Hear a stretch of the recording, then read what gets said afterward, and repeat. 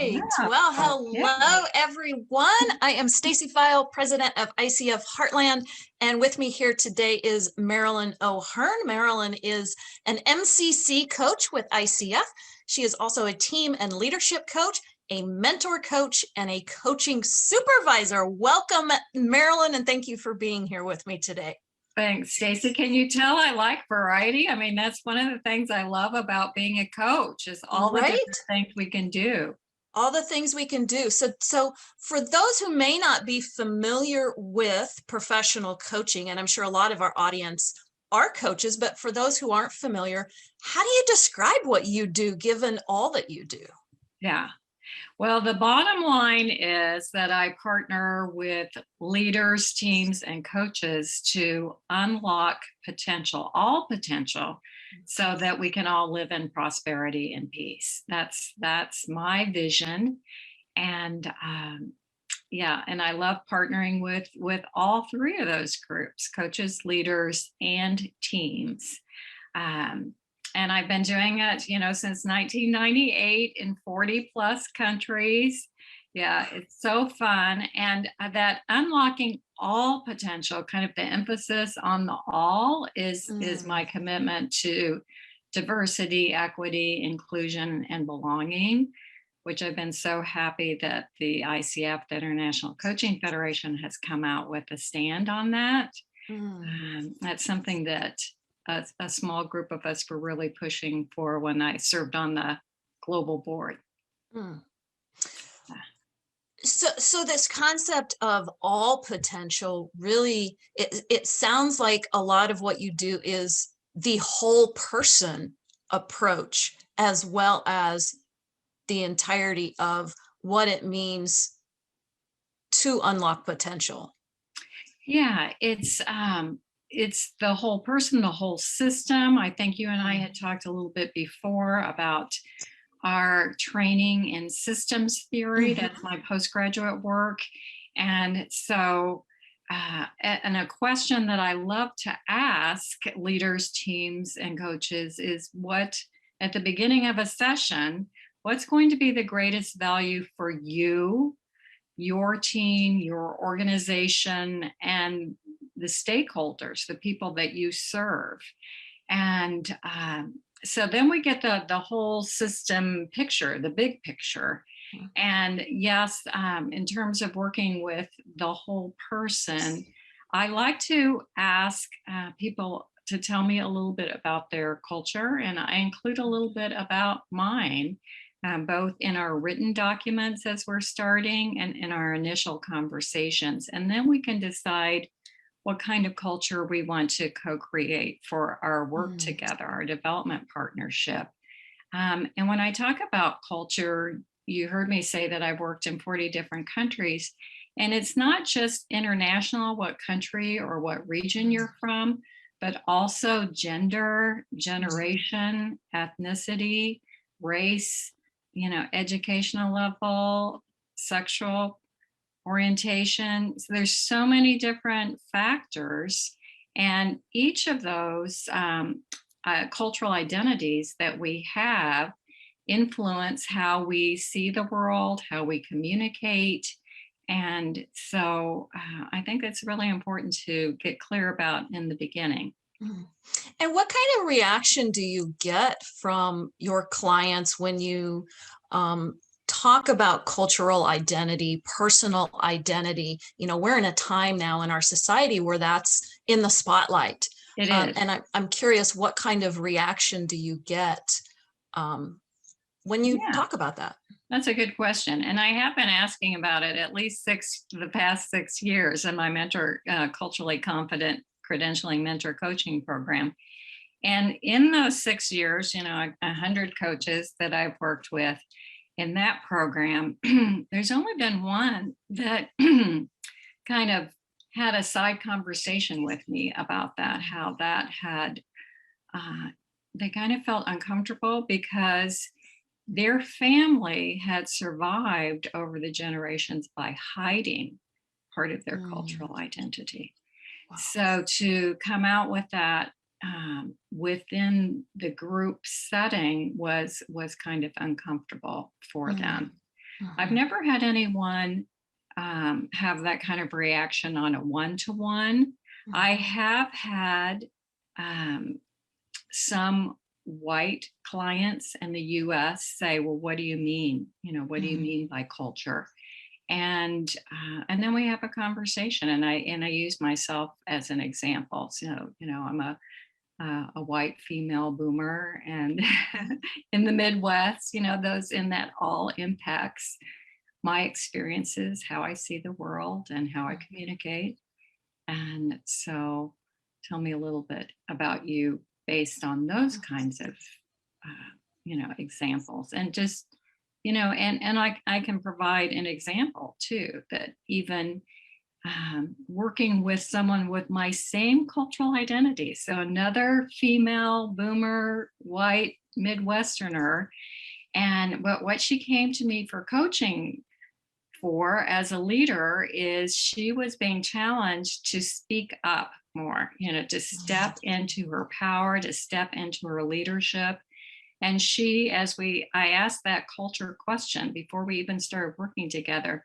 She recognized growing up in rural Kansas and small farming community, the women were all in the background and they weren't speaking up. It was the men always that were speaking. And that was something that she needed to kind of confront within herself. This has not been the norm, the cultural norm for me. And I'm being challenged to step out of that.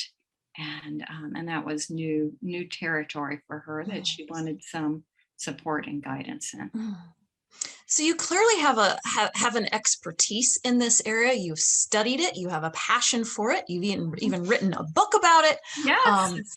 So how does that expertise play into your coaching when it comes to drawing that line between giving advice, sharing information, and drawing out from your client their own answers? Yeah, I think that's a great question. And, one of the things that you had said we might talk about would be misperceptions about what coaching is. And so that's a common one.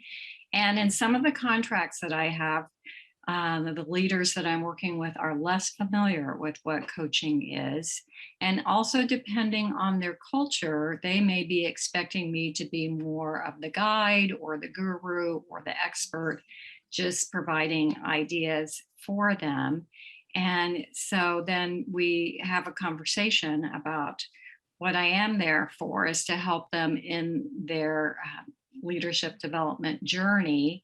And as a partner in that, to be asking them powerful questions and helping them come up with the best answers for themselves. And in some, regions of the world, different cultures and people from those cultures that might live in our country have more of that expectation. And so we may need to start a little bit of, closer to where they are and do some brainstorming where I can be sharing ideas and they can be sharing ideas and they can choose which one to go with. And then over time, they'll start recognizing their own creativity and coming up with more of their ideas. Yeah. So you've been doing this a long time as a master certified coach. Yes. I'm wondering how your practice is different now than maybe it was 20 years ago. Oh gosh, yeah. Well, one thing is that more people are familiar with what coaching is. And because when I first started in coaching, people were like, you're a coach, you don't look that athletic, And, is it tennis? What is it? And no, it's not tennis. And it was more of that kind of a conversation. And now, more and more people are familiar with coaching, so it's easier from that standpoint. And I think that team coaching has been a newer niche. When I first started in coaching, that really wasn't I don't remember people doing that. I remember people doing some group coaching, but not necessarily working with a team. So yeah, and just it's kind of exploded. Like at the time that I became a coach, there were 10 coach training programs to choose from, and now there's hundreds and thousands of coaches around the world. So it's very exciting. When did you know you wanted to be a coach? Well, 1998 is when I heard about it. And I first read about it in a systems journal, Stacy. Wow. Yeah. And I thought, wow, that sounds interesting. And then I saw in the Kansas City Star, our local newspaper, that they were having an event, a live event, a meeting. And I went and heard more about it. And it was like, wow, a light bulb. This is it. This is what I've been waiting for. If this were a major, in college, I would have gone for this originally. Yeah. Wow. Mm-hmm. Wow. And I'm still passionate and enjoy it so much. Yeah. 20 years later. Yeah, well, you're very prolific. I know you run a think tank on Facebook, a Facebook group, and Yes. I see your posts and name out there a lot. It's just very clear how much passion you have for this profession, and we're so glad you're a part of ICF Heartland. Well, I'm thrilled to be. And are we looking at our phones to see if we have any? We are, and for those of you watching live, I am not able to see the live stream. Marilyn might be able to see the live stream with comments. I had it a minute ago. Here we go. Let's try it again. And there is a little bit of delay with comments. Oh, I gotta turn this off.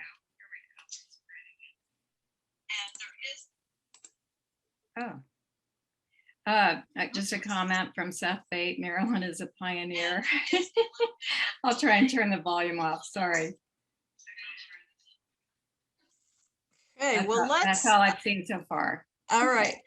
Well, and a lot of people watch this. Once we will post this again and put this out on our other social media channels for anyone who wants to view this later. And so how has your, we do have a lot of viewers that will be coaches, and given the success that you have had in this profession, I'm sure they're curious how you got to where you are now.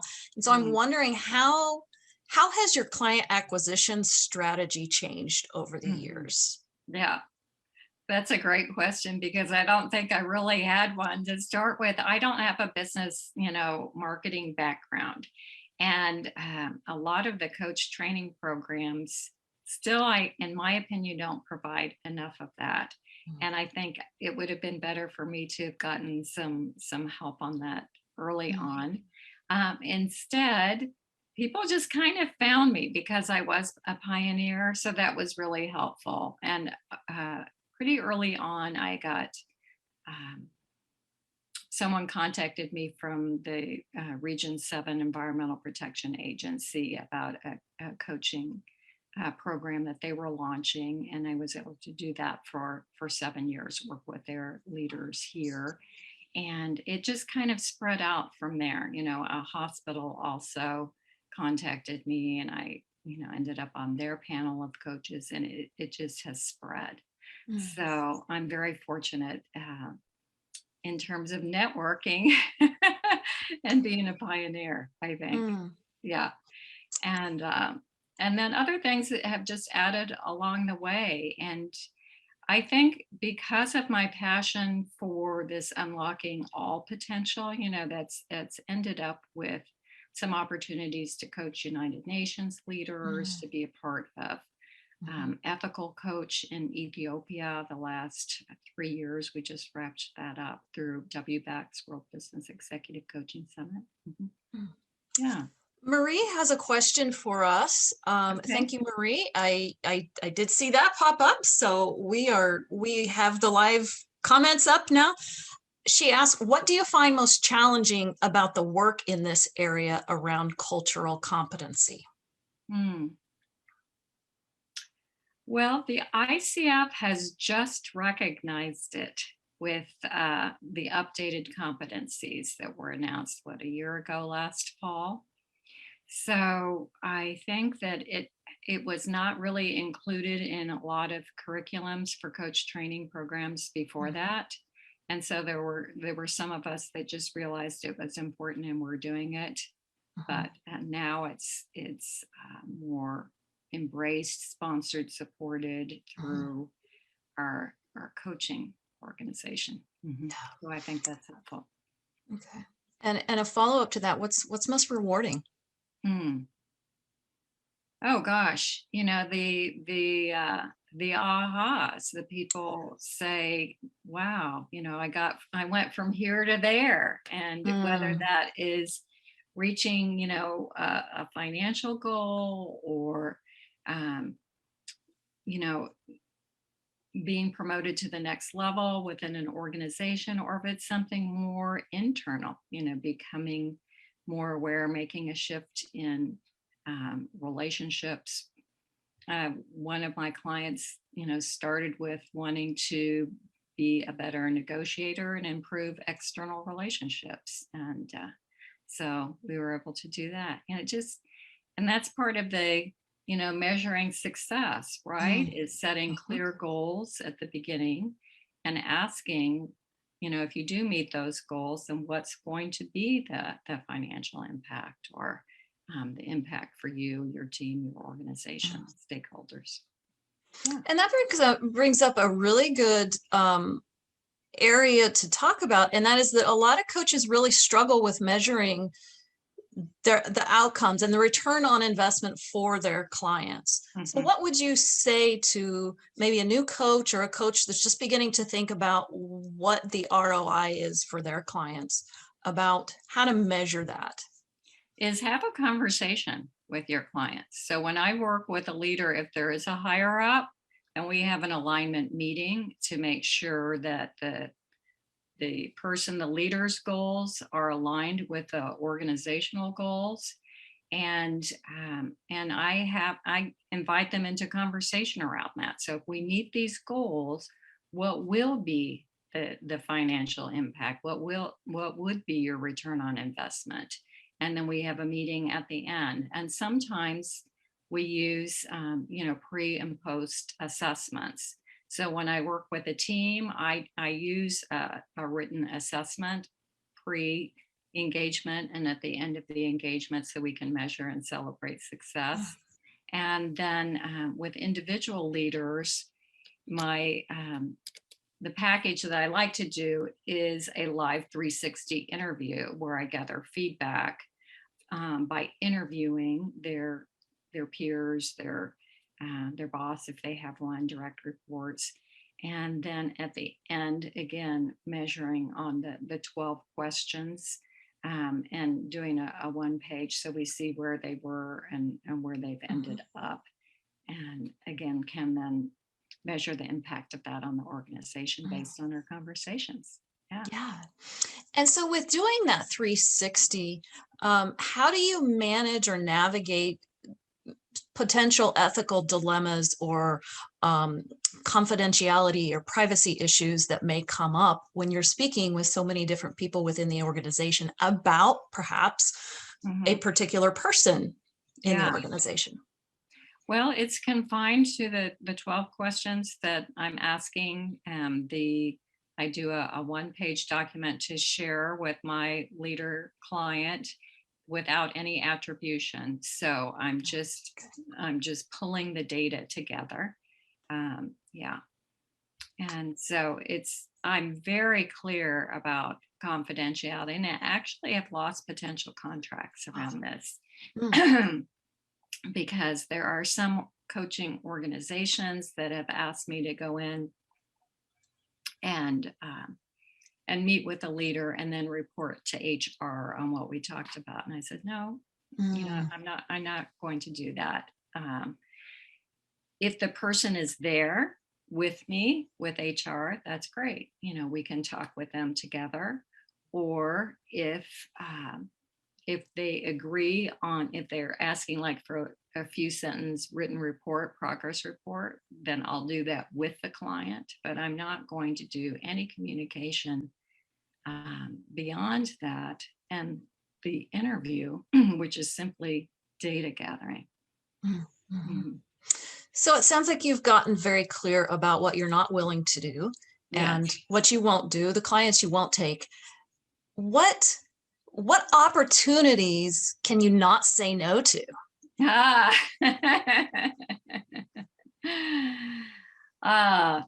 I think that, you know, making that impact, especially around that DE, DEI. yeah. And also climate. That's the other area that I'm so Mm. thrilled that coaches are getting involved in and taking a stand for, and seeing the climate, you know, as one of the Mhm. stakeholders. So that opportunity to work with the Environmental Protection Agency, an organization in the US that is, you know, formed to protect the environment. It was a real great fit for my values. So Mm.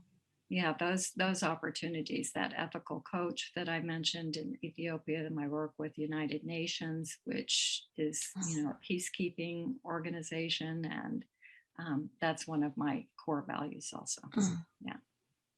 And I will give a shout out real quick to the Climate Coaching Alliance, which Marilyn, I know you are also a part of. It is a fairly new alliance of coaches that whose primary focus is on coaching around the climate challenges that we're facing right now.